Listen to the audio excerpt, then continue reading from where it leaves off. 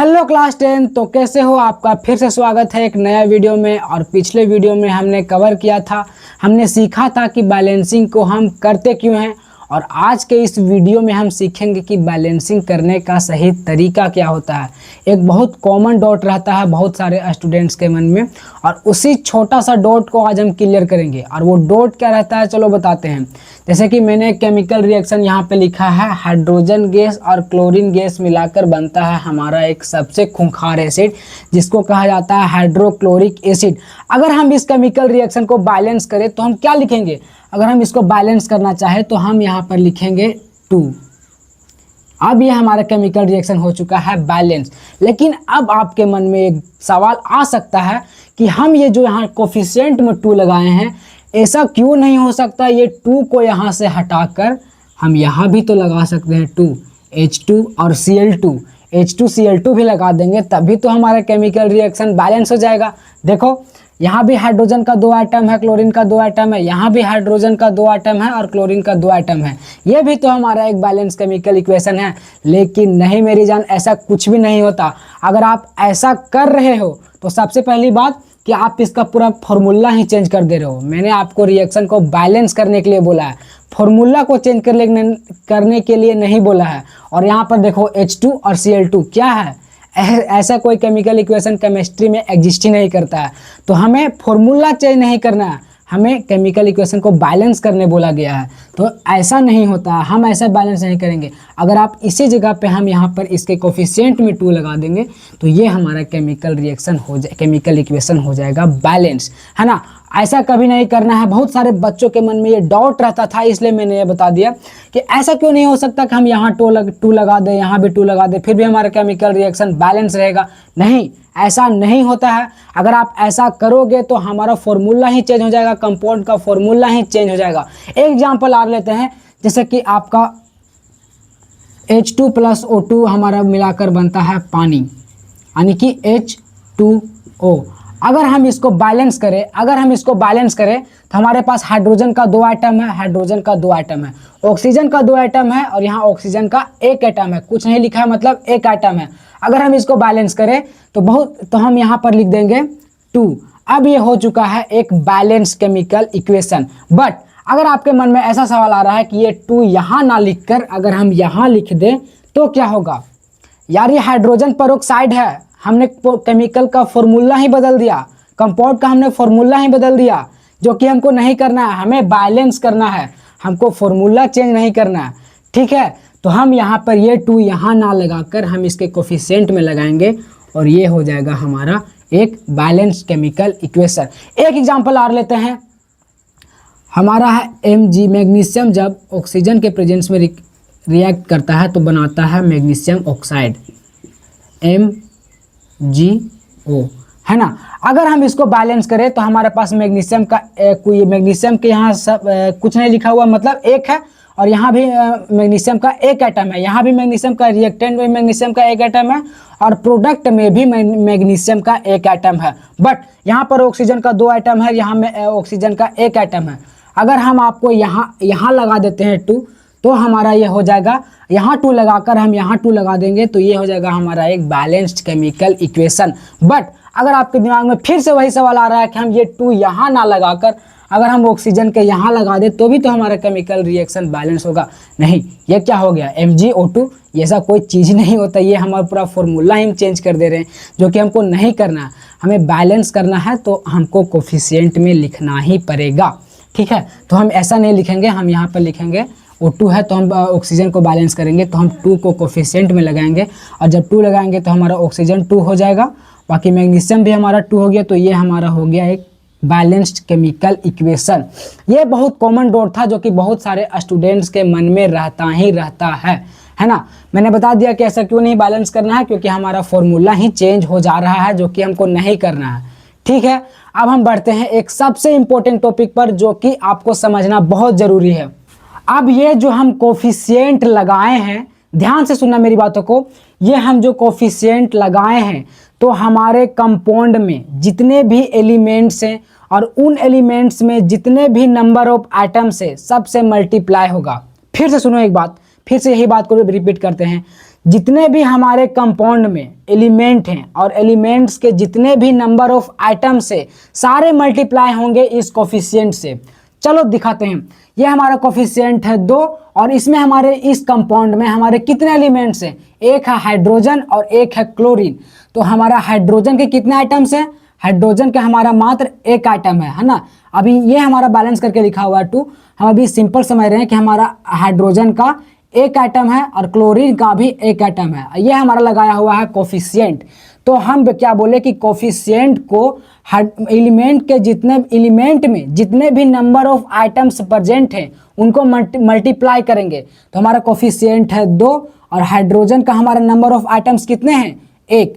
तो हमारा ये हो जाएगा 1, यानी कि ये हमारा हाइड्रोजन कितना हो जाएगा, हाइड्रोजन हमारा हो जाएगा 2। ठीक है। और हम क्लोरीन को देखते हैं। क्लोरीन के भी हमारे पास एक एटम है, बाकी इसका कोफिशिएंट 2 है। तो कोफिशिएंट को हमारे मल्टीप्लाई करना है किससे, एलिमेंट्स में जितने भी नंबर ऑफ आइटम्स प्रेजेंट हैं। तो हमारे क्लोरीन को अगर हम बोले तो क्लोरीन का हमारे पास अगर हम कोफिशिएंट को लिख लेते हैं, क्लोरीन का कितना आइटम है, एक आइटम। तो इसका भी क्या हो जाएगा 2।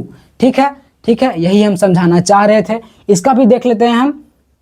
हमारा कंपाउंड में जितने भी एलिमेंट्स हैं, एक ही बात को मैं बार बार रिपीट कर रहा हूं, ध्यान से सुनना।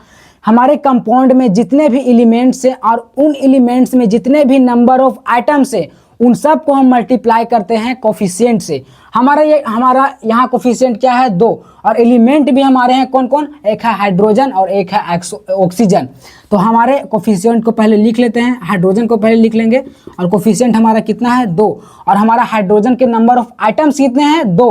तो 2 × 2 यानी हमारा यहाँ पर हाइड्रोजन हो जाएगा 4। ठीक है। और हम यहाँ पर अब लिख लेते हैं ऑक्सीजन को। ऑक्सीजन को हमारा कोफिशिएंट कितना है, कोफिशिएंट है 2 और नंबर ऑफ आइटम्स कितने हैं, यहाँ कुछ नहीं लिखा हुआ, मतलब 1 लिखा हुआ है। ठीक है। तो 2 × 1 = 2, यानी हमारे पास हाइड्रोजन हमारे पास 4 हैं और ऑक्सीजन हमारे पास 2 है। ठीक है। क्या समझाना चाहे आप, आई होप आप समझ गए होंगे मैं क्या बोलना चाह रहा था इतना देर से, कि हमारे कंपाउंड में जितने भी एलिमेंट्स हैं, चाहे जितना भी एलिमेंट्स हो गए। एक एग्जांपल और लेते हैं, आपको और बेटर समझ में आएगा। जैसे हम लेते हैं Na2SO4 सोडियम सल्फेट। ठीक है। सोडियम सल्फेट का हम एग्जांपल लेते हैं, है ना। तो अब देखो, मान लेते हैं हमारा इसके कोई रिएक्शन लिखने के बाद इसका कोफिशिएंट 4 आता है। ठीक है, हमारा कोफिशिएंट 4 आता है। तो अब ध्यान से सुनना, हमारे पास अब कंपाउंड में कितने एलिमेंट्स है, अब हमारे पास 3 एलिमेंट्स है। कौन कौन, पहला तो हमारा है सोडियम, दूसरा है हमारे पास सल्फर और तीसरा है हमारे पास ऑक्सीजन। ठीक है, हमारे पास तीसरा है ऑक्सीजन। अब हमारा कोफिशिएंट को मल्टीप्लाई करना है नंबर ऑफ एलिमेंट्स के नंबर ऑफ आइटम से। तो हमारा ये सोडियम का कितना है, सोडियम का हमारा कोफिशिएंट है 4 और इसका एटम्स कितने हैं, इसका एटम है 2। तो 4 दूनी 8, यानी हमारे पास सोडियम कितना हो गया 8। सल्फर का हम बात करें तो सल्फर का हम सबसे पहले लिखेंगे कोफिशिएंट 4 और सल्फर का कितना आइटम है, यहाँ पर कुछ नहीं लिखा हुआ, मतलब 1 लिखा हुआ है। तो 4 × 1 = 4। अब हमारे पास ऑक्सीजन के कितने आइटम है, तो हम पहले लिखेंगे, पहले क्या लिखना है हमको, पहले लिखना है हमको कोफिशिएंट हमने क्या लगाया है उसी से मल्टीप्लाई करना है एलिमेंट्स के नंबर ऑफ आइटम से। क्या बोला मैंने कि कोफिशिएंट को ही मल्टीप्लाई करना है एलिमेंट्स के नंबर ऑफ आइटम से। ठीक है। अब हम यहाँ पर ऑक्सीजन को लेते हैं। तो ऑक्सीजन का हमारा यहाँ कोफिशिएंट लिखेंगे सबसे शुरू। तो कोफिशिएंट लिख दिए हम 4 और इसका नंबर ऑफ आइटम्स है ऑक्सीजन का 4। तो 4 × 4 = 16। तो हम इस तरह मल्टीप्लाई करते हैं कोफिशिएंट को। अब ऐसा नहीं कि आप ये बस हम आपको समझा रहे हैं यार, ऐसा नहीं कि आप मल्टीप्लाई करके ऐसा नीचे लिख दो, नहीं, ऐसा नहीं करना। जैसे हम बताते हैं आपको, जिससे आपको ये मिल सकता है एक reaction, sodium hydroxide plus H2SO4 जो कि आपको देगा Na2SO4 यानी कि सोडियम सल्फेट प्लस वाटर। ठीक है। तो मे भी ऐसा अगर आपके यहाँ पर 4 हो जाएगा, है ना, तो आपको जितना भी बैलेंस करके लिखना होगा। तो हमारे पास सोडियम कितना हो जाएगा, मल्टीप्लाई करें तो 4 दूना 8। देखो ध्यान से सुनो, यहाँ पर हमारा सोडियम कितना है, सोडियम का कोफिशिएंट कितना है 4 और सोडियम का एटम कितना है 2, यानी कि 4 दूना 8, यानी कि यहाँ पर हम लगा देंगे 8, यानी हमारा सोडियम का हो जाएगा पूरे 8 आइटम्स। ठीक है, सोडियम हमारा बैलेंस हो गया। अब हम देखते हैं सल्फर को। तो सल्फर हमारा यहाँ है 4, ध्यान से देखना, कोफिशिएंट मल्टीप्लाई होगा एलिमेंट के नंबर ऑफ आइटम से। तो कोफिशिएंट हमारा कितना है 4, और सल्फर के नंबर ऑफ आइटम्स कितने हैं मात्र 1, यहाँ कुछ नहीं लिखा हुआ मतलब 1। तो 4 × 1 4, 4 × 1 4। तो हम यहाँ पर सल्फर को बैलेंस करने के लिए क्या लगाएंगे 4। अब हम बैलेंस करते हैं ऑक्सीजन को। तो हमारे पास ऑक्सीजन कितना हो गया, ऑक्सीजन के यहाँ कोफिशिएंट कितना है 8, यहाँ पर कुछ नहीं है मतलब 1, यानी 8 × 1 8, 8 ऑक्सीजन यहाँ पे, और 4 × 4 देखो कोफिशिएंट को हम मल्टीप्लाई करेंगे एलिमेंट के नंबर ऑफ आइटम से। ये बात को हम लगता है 10 बार बोल चुके हैं। हम इसको मल्टीप्लाई करेंगे तो 4 × 4 16, और 16 और 8 कितना हो जाएगा 24। इधर भी हमारा 24 होना चाहिए। तो हमारे इधर कितना है 4, यहाँ पर कोफिशिएंट में 4 है और यहाँ पर 4 है, यानी 4 × 4 16, 16 और 1 17, यानी कि हमको यहाँ पर लगाना होगा 16।